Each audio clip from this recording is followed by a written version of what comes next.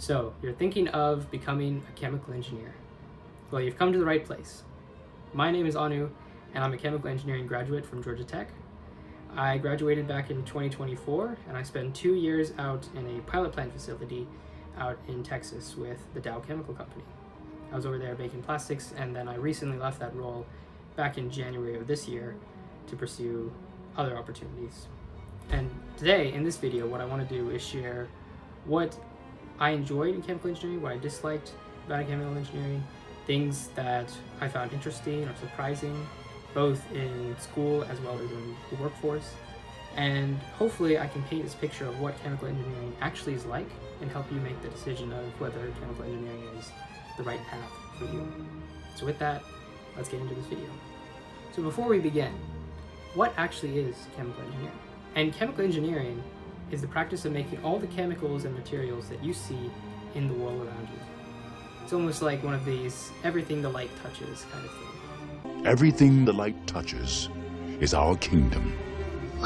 Everything in this world, from the clothes you wear, to the silicone chip in your phone, to the plastic in your water bottle, all of it is made or has been touched by some chemical engineer in a chemical plant. And it's not to be confused with chemists, right? Chemists, they spend time in laboratories discovering new chemistries. You know, it's a chemist that discovered penicillin and antibiotics, right? But what chemical engineers do is they take the chemistries that these chemists develop and that they experiment with, and they scale it up so they can produce all these chemicals that were previously only made in small quantities in the lab. And they make it at large scales, like billions of tons, so that we can sell it to so many people at scale and effectively. So it's a chemist that might have invented penicillin, but it's a chemical engineer that ensures that you actually get those drugs. And so it is a very diverse discipline. You have people making all sorts of things. You have more traditional roles like, oil and gas, refineries, plastics, like all of these hydrocarbon-based materials. But you also have more modern things like consumer products. So Clorox is a big company that hires chemical engineers, for example. General Mills. I have a lot of friends who loved working with General Mills. They get to work on making cereals and cinnamon rolls all day. So it's a very diverse and interesting market, right? Pharmaceuticals, a lot of it is just chemical engineers working. Eli Lilly, Pfizer, Moderna, like all of these companies, they're hiring chemical engineers to help them make these drugs and these cereals and these plastics at a large scale so that we can essentially produce whatever's in the world around us. And I think one of the greatest feelings as a chemical engineer is to be able to walk into a store and to say, oh, I was part of the company that made the material that goes into this. I made the material that goes in the shirt, or I made the plastic that goes into this cap. It's a very exciting feeling. You feel like you're actually literally crafting the world around you. So when I was in school, chemical engineering school, like learning about chemical engineering was a lot of fun for me. I've always enjoyed math and science. I found those things very natural to me. I've always enjoyed those. So when I was in school, it was very, very easy for me just being in school and learning chemical engineering. I loved learning new equations and new, optimizing this distillation column, or even the very beginning. The very first thing you'll learn about in chemical engineering is mass and energy balances. So it's okay, you have this big unit, you need to make sure that whatever's coming in is matched with what's ever coming out, right? That's the simplistic version of it. And even that, it was always very interesting to me. I will say one thing that did surprise me, it's a lot more physics-based. A lot of chemical engineering is more physics rather than actual chemistry. We use very basic chemistry, like high school chemistry is maybe a little bit of organic chemistry that does help, and it is one of your required courses. But in the chemical engineering curriculum itself, most of what we did was more physics-based, honestly. And you'll kind of see that when you get into fluid mechanics, which is, okay, how does fluid move through pipes? What are the forces that are acting on the fluid? So you can already see a little bit of physics coming in there as well, right? When I got into industry, it is a little bit of a different ballgame. once you get out of school, the first rule for a lot of engineers is what's called a run plant engineer. And what a run plant engineer is you're essentially a doctor, but instead of human patients, instead of servicing patients that are human, you're actually just making sure that your plant is running. And your plant might be making a certain chemical, right? So obviously there's a big learning curve initially. You have to learn the plant, you need to learn all the equipment, what pressure it operates, what temperature it operates. So you can expect a 3 to 6 month training period just getting familiar with the plant that you're at. But one thing that I will say is that a lot of these processes are 24-hour processes. Like, they run around the clock. So part of my training when I was working in the industry was going on shift. So shift work, where I work from 5 a.m. to 5 p.m. or I do 5 p.m. to 5 a.m. And I have to swap back and forth between the two. So what I do is I do 4 nights, so 5 p.m. to 5 a.m., 4 nights. Then I get 3 days off to flip back to days, and then I do 3 days, so 3 days off. Then I have 1 day off, and then I go to 3 nights. Then I have 3 days off, and then I do 4 days, 1, 2, 3, 4. And then I have 7 off.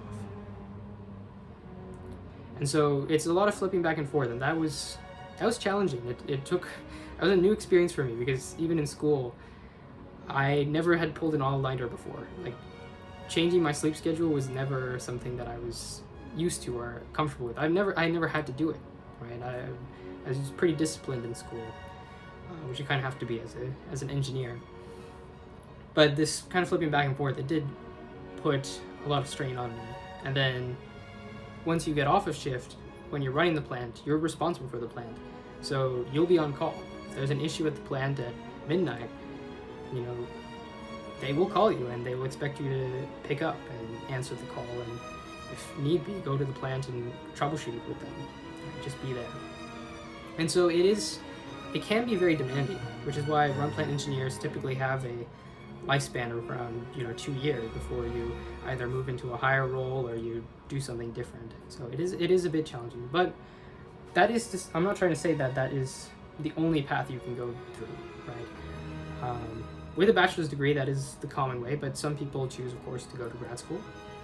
Some people choose to do more of a research role, more of a development role. My internship actually was in more of a laboratory environment. It was still R&D, and it still hired chemical engineers, but it wasn't a pilot plant, right? It was not a plant environment. It was just in a lab. So engineering, but it's sort of you're doing in the lab and then you do scale-up calculations. So there's that. There's more design roles. There's more improvement engineer roles, which is more projects where, okay, I have these improvements that I want to make to the plant, and we have this budget, let's actually make the improvement, and you got to show the ROI. All of these are different roles that chemical engineers do, but from my own experience, I was a run plant engineer at a pilot plant, and so that is where I ended up, and what experience I can actually impart to you right here in this video. So I've talked a little bit about chemical engineering, and I've talked a little bit about my own journey. But what I want to do now is tell you a little bit about, say, the negatives, what I didn't really like about chemical engineering. So you also get an idea of what that's like as well. I think the big thing that I want to cover is location. Most chemical plants are in remote locations. They're in local locations, or rural locations, I should say, not local, rural. And because of the nature of the job where you have to run the plant, a lot of these roles are in person. You can't really do them remotely. So if you're a bachelor's degree and you're going into run plant engineer, expect to move around, right? You're going to be moving to places, and they're not going to be cities, they're going to be more rural. For me, I was in a place called Lake Jackson. Lake Jackson is a small location down about an hour south of Houston, right? So obviously on the weekends I have an hour I can go up to Houston or whatever, but I was living down in Lake Jackson for that first year or so while I was working at the plant and doing shift work, and that helped because I was there, I was close to the plant. It was really easy to do shift work because I had a 15-minute drive and I was there, and it's easy there. But it is challenging, especially if you're a young person. There was a professor that I watched on YouTube. His name is Scott Galloway, and he's a professor at NYU. And one of the things he suggests for young people as an opportunity, right? Not just for career opportunities, but like romantic opportunities, like dating, business opportunities, like all of relationship opportunities. All of this happens in cities for young people. Cities matter from young people because, as he puts it, it is better to be a small fish in a big pond than to be a big fish in a small pond. So when you're in these rural areas, it's kind of hard to be part of the city and get exposed to these people who are ahead of you and could help you out in your journey. You're kind of in this bubble where it's just chemical engineers or operators. When I was in Lake Jackson, the whole kind of community was centered around the chemical plants. So everyone there is kind of in the chemical industry. They're all in chemical plants. So it's kind of this small little bubble, and it's very hard as a young person to find things to do in that environment. When I was in Lake Jackson, it's a quiet place. I didn't feel like there was a lot of exciting opportunities or things to do socially or stuff like that, other than just company events, obviously. So obviously the company had events where you could go and interact with other young engineers, but again, that has certain limitations, right? I think the value comes from meeting people who are outside of chemical engineering. After my first year working down in Lake Jackson, I decided to move up to Houston. So that was great. I was in Houston. I was in this upper location. I was in the city now. I had access to these opportunities that I was supposedly supposed to have, right? But now I was commuting 2 hours a day. So when I got back, that tired me out a little bit, because even though I was going the opposite direction of traffic most days, right? I was either going away from the city or into the city. I still had a little bit of traffic, and it did put a lot of strain on my own mental health for sure, just having to commute 2 hours every day. And it adds up with your gas, and my mileage went very crazy. I went from like 60,000 miles to 80,000 miles. I was driving about 100 miles every single day. So it is intense. And then of course, if you're on call and you need to drive, okay, you get called, okay, I'll be there in an hour. And then you get there and maybe the issue's been resolved or something. So you almost have to be a little bit more cautious about, okay, is it worth it me taking that trip to go down there? The other thing I want to talk about is money.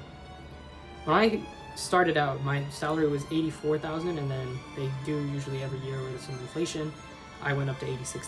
So right out of college, making 84 grand plus bonus, right? I get a bonus. I had a startup bonus of $8,000, and then I also get a yearly performance award. So these all added up, right, for me. So I had quite a lot of money coming out of college, and for someone who was a penny pitcher in college, I almost didn't know what to do with all that money. And I'm honestly very grateful that instead of introducing lifestyle creep, I think the temptation is to get the new car or get the new shiny toy, right? A lot of the extra money that I got ended up going back into my student loan debts. So about 8 months after I graduated, I was able to pay off my student loan debt. And then a month after that, I had my car fully paid off as well. So I was debt-free 8 months coming out of college, which I know is rare. It's rare for most people. There are people who are like 40, 50, 60 years old and they still have student loan debt, right? Most of the people I know who have paid off their student loan debt, they took 20 years to do so. So the fact that I was able to pay it off in 8 months is no joke. And I definitely think being a chemical engineer, or any engineering role for that matter, does give you a leg up, because you can expect almost, if you did the right things in school, you can get a pretty high paying job relative to the average, right? I think the average income in the United States is around 50 or 60K. And you're going to be making, at minimum 70K, but probably closer to 80K. And if you're in oil and gas, which is probably one of the most high paid roles in the entire industry, you're probably going to make 6 figures straight out of college, right? Now, it's not software engineering roles, right? I do think software engineering you have a chance of getting more paid, right? My dad is a software engineer, so I'm familiar with the pay scales that software engineers work with. But it is of course, because of software engineering, it is very, very competitive. It's very hard to get a software engineering role, right? And I don't think chemical engineering is as competitive in that regard, because I don't think there's many Generation Z, right? Gen Z. I don't think there's many of us that are actually going into chemical engineering, which it gives you a bit of a competitive advantage there. So, overall, the reason why you're here is to determine whether chemical engineering is for you. So I want to talk to you about the kind of person who actually thrives in chemical engineering and in run plant roles specifically, right? And I think the people who really enjoy chemical engineering are people who are very driven. They're excited about making materials that make the world, excited about making materials that make up the world around us. It's extremely rewarding. A lot of the engineers that I work with, that's kind of their mindset, is like, oh, it's really cool that I get to work on these products that other people are using on a day-to-day basis. It's really exciting for them, and it's really inspiring to see them work really hard in their jobs. The other people that I also find like the lifestyle of being a chemical engineer is people who maybe have been rural. They grew up in a rural area. A lot of engineers, some of the engineers I worked with, actually, they were third generation in the same company. Like their grandfather and their father both worked for the chemical company and as like operators, and then he went to college and got a engineering degree and came back to the same town and decided to work as an engineer with the same company. And it's kind of inspiring to see. It's like, okay, it's not for me, but these people really like this one area and they want to live in this kind of local area for a good chunk of their life. So that's definitely, as a group of people, I'm not going to say that it's not the right way. It's just not my way. Now, if you ask me if I would go back to chemical engineering, what if I would change anything, I'd say I'd probably go to grad school. I found that I enjoyed learning about chemical engineering more than I like doing chemical engineering. Being in school and learning chemical engineering was so much fun for me.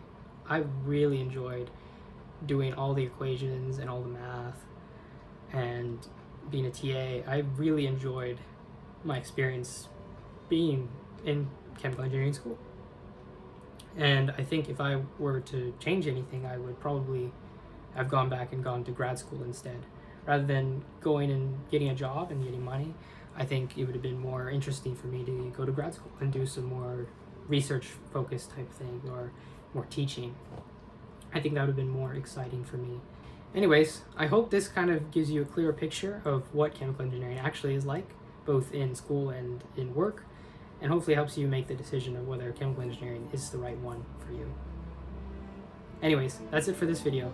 I'll see you guys in the next one.